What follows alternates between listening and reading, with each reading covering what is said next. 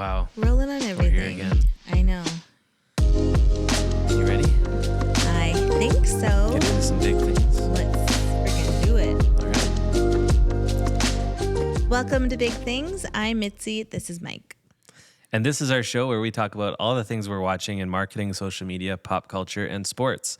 And we cover the signals that we're seeing that could influence the future of digital marketing. Today we're going to be talking about three big things. The first one is we're going to take a moment for our angler. Angler.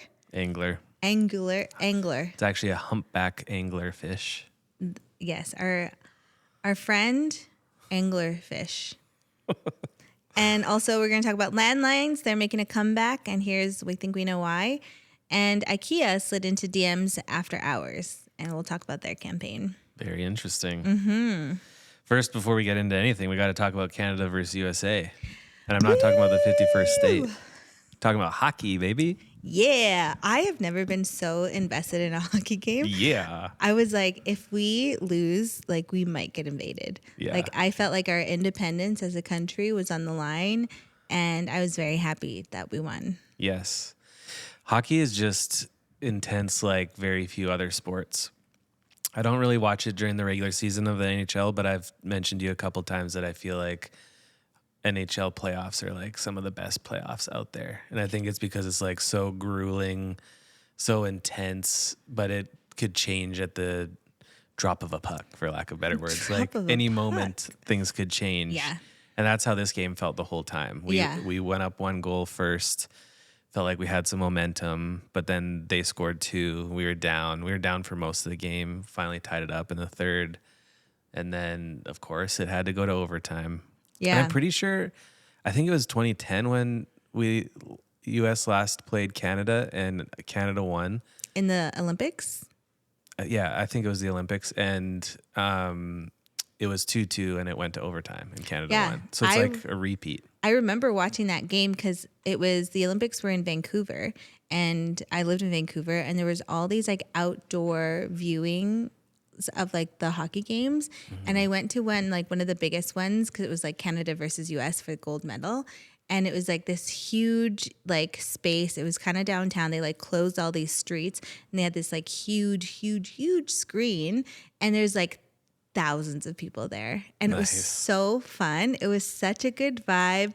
Everyone was raiding the streets in a good way. I know we've done it in a bad way, but they were in a good way. In Vancouver. And it was such a good vibe. This was not the exact same viewing experience for me, at least, but it was really fun. I was really happy to see it. And I can see why people get really into hockey, because I feel like you really have to pay attention. The puck is so small on the ice. I kept losing it. I was I might need special glasses to watch this game or something, because it's hard to keep track of. And yeah, it goes you gotta really fast. zone in. I can see why it's kind of meditative. You just focus on one thing. Yeah, for sure. Clear your mind and just find the puck. Literally, that's all I was trying to do. It goes so fast. But yeah, it was fun to watch the game. It was also really stressful. Yeah, it was fun to watch, especially because as an Oilers fan, McDavid got the game winner, which was redemptive because he seemed fairly non-existent for the whole game up until that point. But also as an Oilers fan, I have to say it just showed me the value of having a great goalie. Because that's the Oilers made it to Game 7 of the Stanley Cup Finals last year. They lost, but a big part of our struggle to get it all the way has been goaltending. But it's so hard because goaltending is such a thankless role and is so critical. It's like kickers in the NFL. They have one job, and if they can do it right 100 times, and that's what's expected, but they do it wrong once, and everyone comes for them. I feel like goalies are the same way. They're stopping that puck constantly, and then if they let it in once, it sucks. Well, if they let it in once, that's one thing. But if they let in 5 goals in the playoffs in a game, that's but 5 not goals the kind of performance they probably you're looking for. Saved 20, Yeah, for sure. So it's a tough job. I always feel so bad for the goalies. Yeah, but I don't know. I feel like Oilers fans have been patient with our goaltender, and now it's time to upgrade if we're really serious about getting that cup. Yeah, I'm new to NHL, but one thing I did appreciate during the the series, 4 Nation series, I think, is during the game, it might have been during one of the breaks or something, but they interviewed McDavid's wife, and I only recognized her because of I don't even know who she is, but and they were like in the side of like the ice rink, like right before the boards. And she looked very focused and kind of like half paying attention to the interview. And I could see what they were trying to do. They were trying to like do something with the wags. So I appreciated that. Nice. Yeah. Like get her on the screen a little bit. And she was on AD, like Open Door with Connor when they toured their mansion in Edmonton. Yeah. But Yeah. maybe that's why you recognized her. Yeah, it was cool. It was cool. Well, we don't have to go through the process of you picking a team because you're just grandfathered in to be an Oilers fan. Yeah, I think I have no choice but to do that, which it's is in fine. my family and it's in your family. Got to carry the torch. It's in my family so deeply because it was one of my parents' first Canadian experiences ever. Yes. So they immigrated to Canada the same year I was born. I was born like 4 months later. And that was the year that they won the Stanley Cup with Wayne Gretzky. I didn't realize that. Yeah, and so there was a parade, and my parents were like, "Let's go to this parade." Like what? And it was like hockey was like the first kind of like experience my parents had about Canada, and of course it was a positive one. And then they won another Stanley Cup around the same time. So I feel like Oilers specifically and hockey is a big part of my parents' Canadian cultural experience. So I feel I'm cool with like keeping that. All right. Like, I'm not interested in shopping around other teams. Play La Bamba. That might be the only allegiance I have to any sport and to any team. Wow, in hockey. I know. Let's go. Yeah, okay. so that's cool. We need to go to a playoff game this year. Oh, sure. Let's get it. Okay. Before we move on from sports, I have to do a little victory lap because last episode I talked a little bit about how I felt like this year ad performance would likely be down. Thank you to Morgan for pointing out this article where finally we have some data because I didn't have that last week. I was just kind of speculating, but it was true. It was a bad game for ads, and I have some, if I can decipher my bullet points here.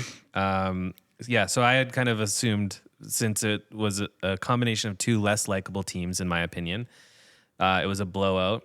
And there was also a less entertaining halftime show, although it was a good show. And Kendrick Lamar is a great artist, just to put it out there to everybody.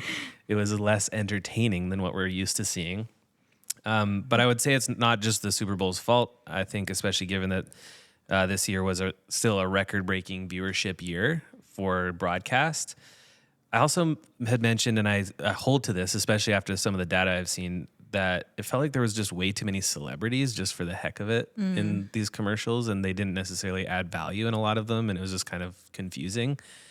Like Catherine O'Hara and Willem Dafoe were in the Michelob Ultra commercial, and I feel like that's just such a weird match. Like they would never drink Michelob Ultra, right? So why are they in this commercial? Totally. Although I like both of them. Yeah. All that to say, average unaided awareness, which is when people can name a brand or commercial without being given a list, was down from 10% last year to 8.5% this year, which sounds like a small change. But when you're talking about the average overall, all impressions, all commercials across the Super Bowl, that's a big swing. And one of the bigger shifts was specifically with Duncan, who was at 22% last year. You know, they had the commercial with Ben Affleck and Tom Brady. And was it Matt Damon? I think so. Yeah. The Boston Boys. It was fun. Yeah. I think we talked about it last year on Tea for Lunch, but they were down from 22% last year to 9.5% this year. So that was a big swing. Duncan. Another data point, aside from unaided awareness, it's called proper attribution, which is when people can recall a brand by being told the premise of the commercial or the celebrity endorser. That was down even more significantly, where it was 44% last year, and this year it was 22%. So I feel like that really makes my point about how like the celebrities were just there for the sake of being there and didn't actually add value or recall to the commercials. Interesting.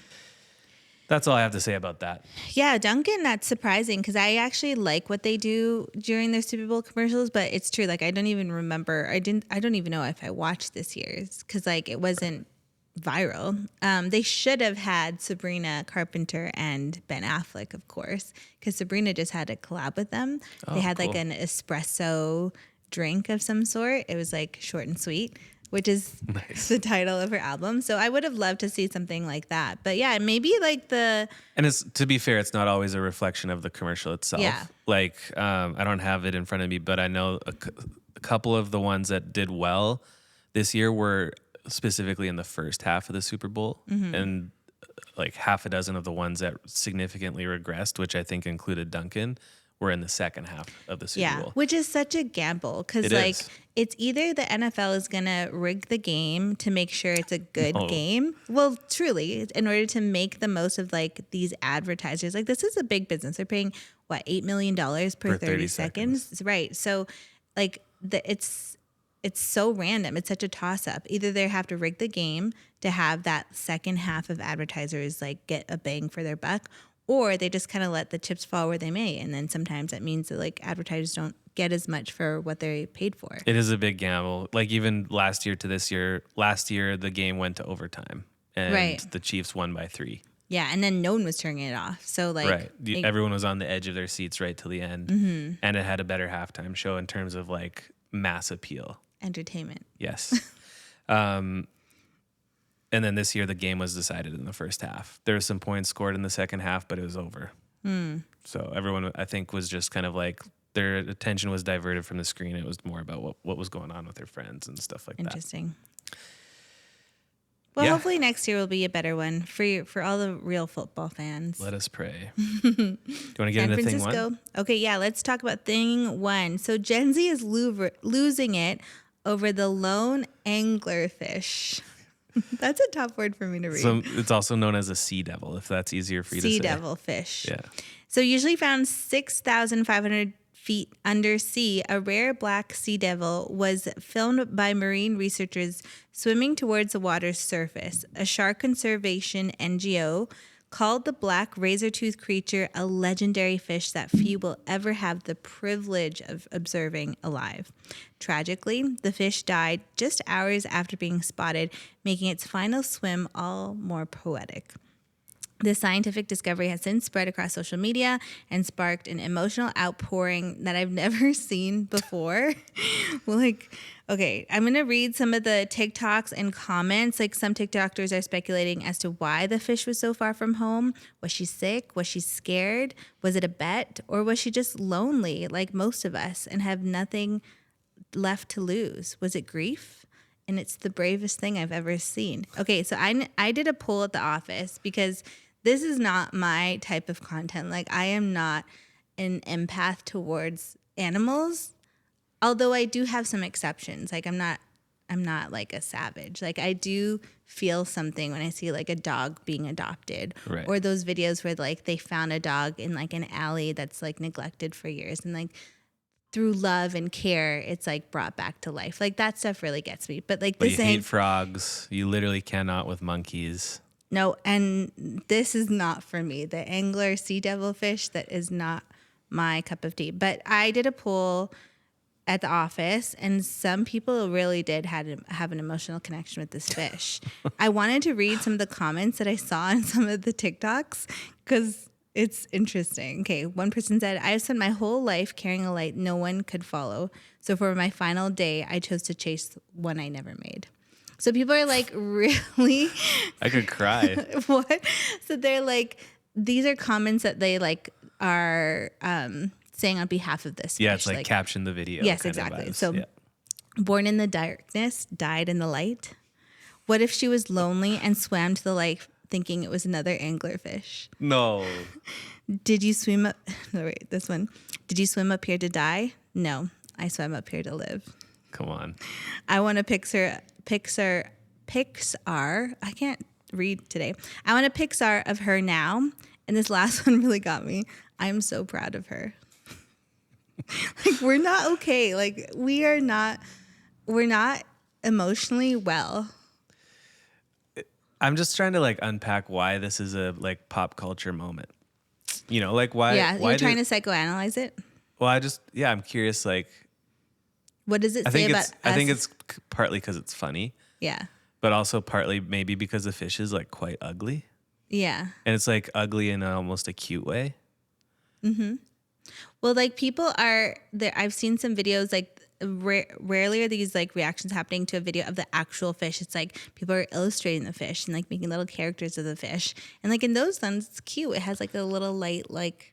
Yeah, like I would expect the marine biologist community to be losing their mind over this, but it's just funny that it's like a TikTok viral sensation. Yeah. I wonder if it's like cathartic for some of us. Like we just need a distraction. Relate to this fish. Right. Like really it's last like we're desperate ugly, plea. we're most comfortable in the dark.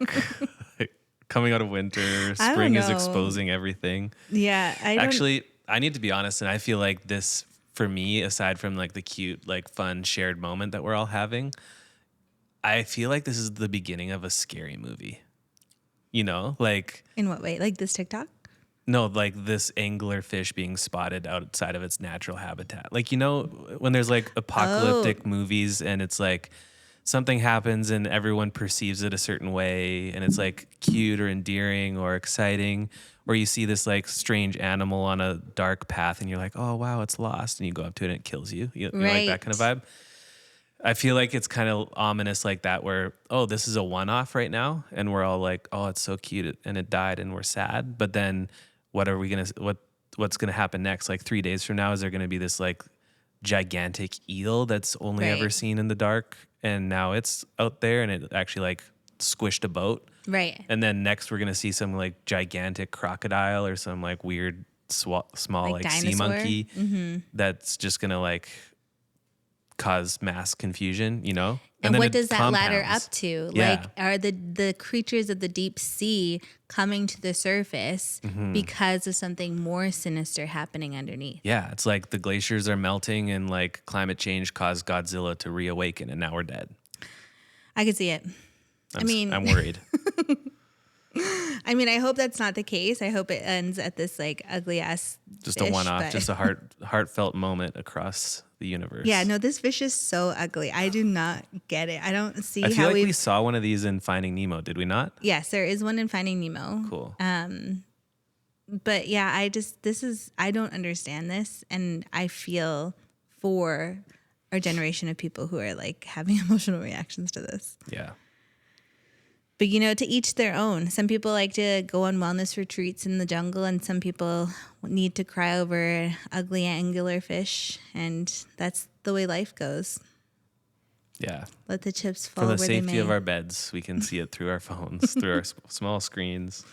Yeah. Yeah, so that was a moment. We're not okay. How did you feel about the fish? Hopefully it doesn't escalate from there. I thought it was like kind of cool looking. It was pretty crazy that it was alive. I just kind of want to know the backstory. Like, was it running from a predator? Was it just like, oh, this water's kind of warm? Do you have empathy for the fish? Mm-hmm. Okay. In this like isolated experience or this isolated moment, I have empathy. Right. One thing that sucks now that I've engaged with all this content for research purposes is my algorithm. You're in the National Geo algorithm? Yes. I have so much fish content specifically, and I have whale content, like the big like orcas doing their thing, which is a whole other tangent that we could take here. Yeah, just make sure you stay on the National Geographic side and like stay away from the nature is metal side, because that's gonna mess you up. Nature is metal. Yeah. Oh, like eating each other? Yeah, like yeah, for sure. That kind of stuff. Well, thing 2. Let's do it. I was excited to talk about this one. Landline phones are back. They are so back. They are so back. Some parents are bringing back the home phone to avoid the pitfalls of smartphones while still providing an avenue for their kids to connect with friends. Turns out things that many of us hated about landlines, kids actually love. They're delighted with the surprise of not knowing who's calling, which is like my stress. Like, I don't answer any calls that I don't recognize the number from. Same. Remember when we had landlines and then like there was this massive leap in technology where finally we had call display and we could see who was calling and we could actually like save numbers in the phone? That was crazy. Yes. Or if like a boy was calling you and they had to ask your parent to talk to you, and then they're like, who's this person? You can see like their last name and you're running to like answer it before your dad is like, who are you? I didn't have that experience, but it sounds crazy. So the kids are delighted with the surprise of not knowing who's calling. They like learning how to answer it or how to call and ask if their friend can speak. They think it's this is a quote, they think it's such a novelty factor, which to me is hilarious, says Haycock, who's a mom in this article talking about why she got a landline.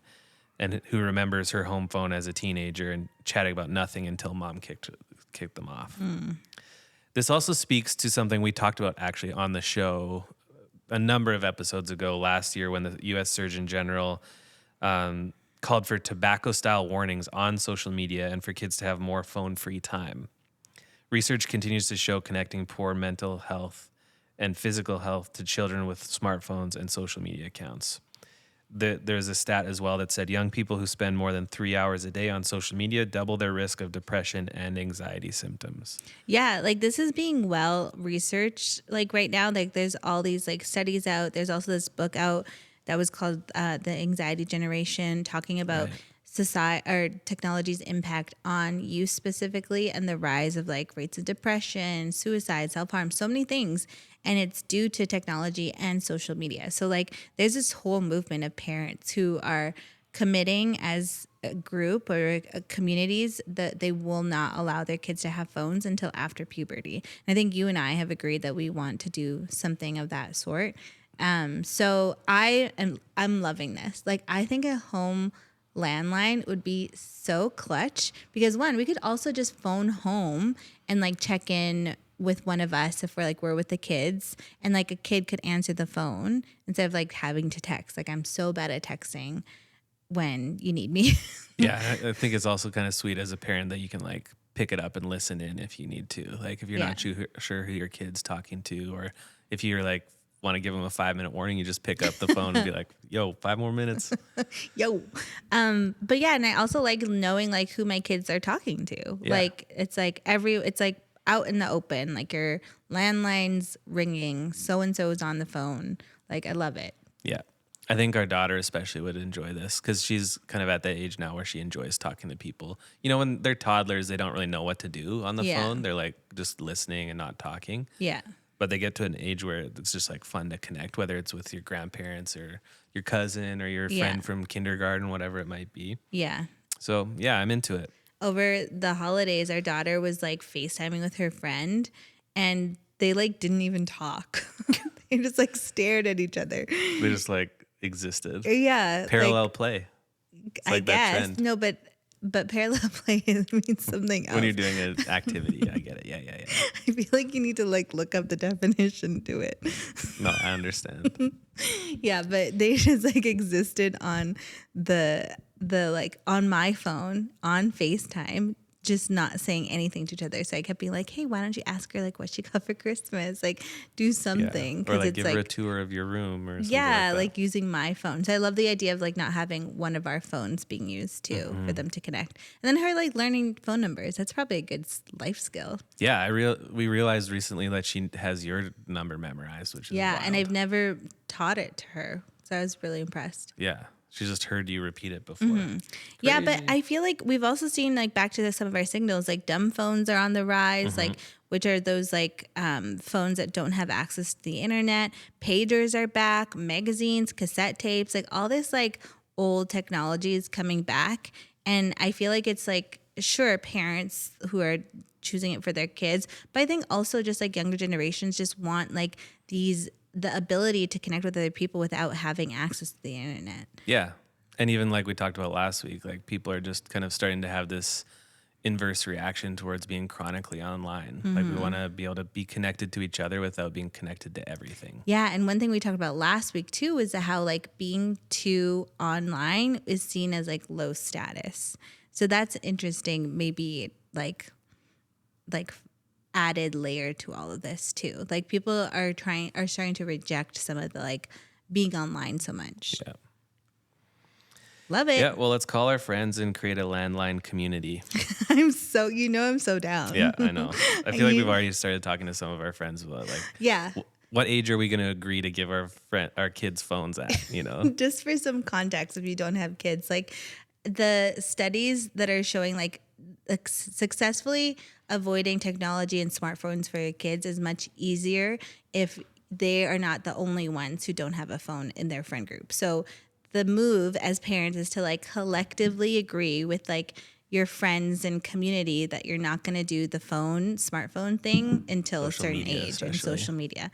And so I've been like rallying our friends and like asking people. And our kids are a little too old for this. Like they have a ways to go, but it's nice to know like where people at in terms of their philosophy around phones and things like that. Yeah. So Get ahead of it. yeah, I will be. I wonder how much it is to add like a landline, and where would we put it? It's not expensive. Cool. Yeah. Yeah. Easy. I'm excited. Okay, last big thing. Let's talk about IKEA. IKEA slid into people's DMs with "You Up." Just after Just after Valentine's Day, IKEA began sliding into people's DMs between 10 p.m. and 5 a.m. with a cheeky text, "You," like letter "You up?" question mark. How do you spell up? UP. Some of those who responded received a free IKEA mattress. Until February 23rd, the retailer is running a promotion with 15% off mattresses and sleep products for members of its loyalty program, IKEA Family. Created by the agency Rethink, the campaign took a fresh take on direct marketing by targeting audiences at a time where they might be struggling to sleep and scrolling on their phones. It's one way to say it. In recent years, IKEA has faced increased competition from direct-to-consumer mattress retailers like Emma and Simba, so its late-night stunt took a unique angle at a conquest campaign and answered the question, how could we reach Canadians to build awareness and consideration at a time when they might be lying awake with a bad mattress? I love this. Me too. I'm here for it. I'm here for it too. I think it's cool too because like a lot of advertisers, especially in like digital advertising, will even start to like add settings to their ad campaigns where they're not serving during the hours like right between 10 p.m. to 5 a.m. So it's this kind of like reverse approach where you're obviously not reaching as many people, but the type of people you're reaching are exactly the ones you want that could take an action based on this campaign. It's less competition. Yeah. And it's also like, I do like that they were giving away free mattresses. I feel like DMs are a sacred space for me. Like the last thing I want is a brand jumping in there trying to sell me something. But as far as I've seen, IKEA is just jumping in there and giving away free mattresses. So they're not giving them away to everyone, but they gave over like 500 mattresses away. Yeah, for sure. Which is amazing. Yeah. Yeah, I love it. I agree with text specifically. You gotta make it valuable. Yeah. And obviously the people that they reach out to have opted in to text from IKEA, but it's fun. Mm-hmm. It's fun to get it in an unexpected way. Was it text or was it into like Instagram DM? I thought it was SMS. Oh. Like it was a "you up" text. Like, oh, you know. You up. Yeah. But IKEA was sliding. Right. Yeah. And I think it's playful. Like if they weren't giving away free stuff, I wouldn't like this. So I'm into it. I can't see me replying to this text, so I probably wouldn't have gotten a free mattress. Would you? No, we would have both been on like sleep focus on our phones already. So if it came through, we wouldn't have got the notification. Oh yeah, 10 p.m. to 5 a.m. I'm out. Have you seen those memes where it's like, just call me anytime if you need me, but like me at any time? It's like do not disturb, like all notifications off, like airplane mode on. Yeah. I'm in an extreme right now of like using the different focuses on iPhone, but also just mostly being on do not disturb. Like, yeah. I've never used. I'll see it when I see it. Yeah, totally. I haven't done the different set up the different focuses, but I think it would be nice to do it at some point. Yeah. I don't really know how to. Yeah, it's just in your settings. I feel like I'm getting to the place where I need a Genius Bar Apple like education class. Really? That's a serious threshold to cross. It is getting. It's like you're one of those people that's going to the Apple store to get like a 101 course on training. how to set up your iPhone. No, I feel like last time I was there, I was like, oh, interesting. Like, I feel like there's little like cheat codes. Like I don't need the 101. I need like the 301. 202.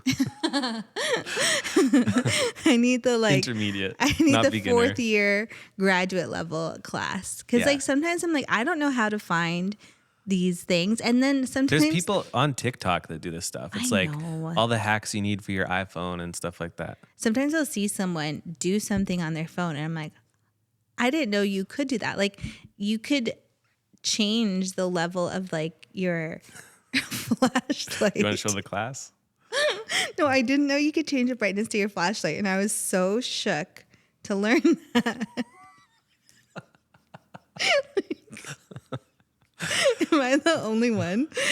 You're really and like dangerously close to like geriatric technology user. No, I know. I'm scared. This is bad. That's why I have a bit more empathy for like We need to gather our like iPhone wizards at arcade and just have a Gary. quick intervention. Yeah, it's hard though because Emergency crash course.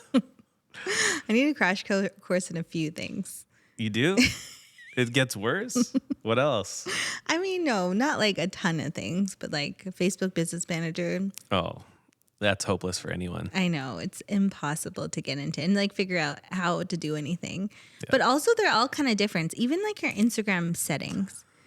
Don't you find? Like to like get to certain than they used to be? Yeah, no, like your Instagram settings might be different than my Instagram settings. Like how to navigate to stuff. Really? It's true. Yeah, sometimes we'll be in like a client account and I'm like, what is going on in here? Like I think that would just be if they haven't updated their app in a while, probably. I think if you have the most recent I'm version. logged in and I have the recent version of the Instagram app, trying to access a client's, anyways. A brand Instagram account? Maybe it varies a little bit depending on like the type of account they've created. Yeah. And if they are business or creator or personal, and then like what kind of business? What kind of business? What kind of Are business they are you in? Sheesh.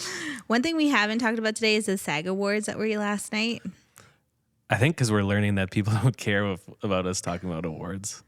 Yeah, I do want to say that like I've been wishing and asking the streamers to bring the award shows, and like last night Netflix streamed the SAG Awards, but I should have clarified that I do not care about that award. So the ones I want are the Golden Globes, Academy Awards, and Grammys, the big three. But I think Netflix is learning that they need to have some like practice, like lower stakes practices before they go for like the big home run. Okay, yeah. So I will, because they've had some bad streaming.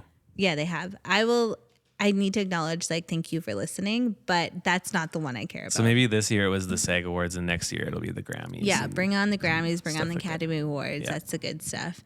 But I did appreciate Kristen Bell opened the SAG Awards last night, and she did a little like montage of our daughter's favorite song, "Do You Want to Build a Snowman?" But it was "Do You Want to Be an Actor?" And I didn't actually know what the SAG Awards were. So like the SAG after. Are you over this? Just bring us home.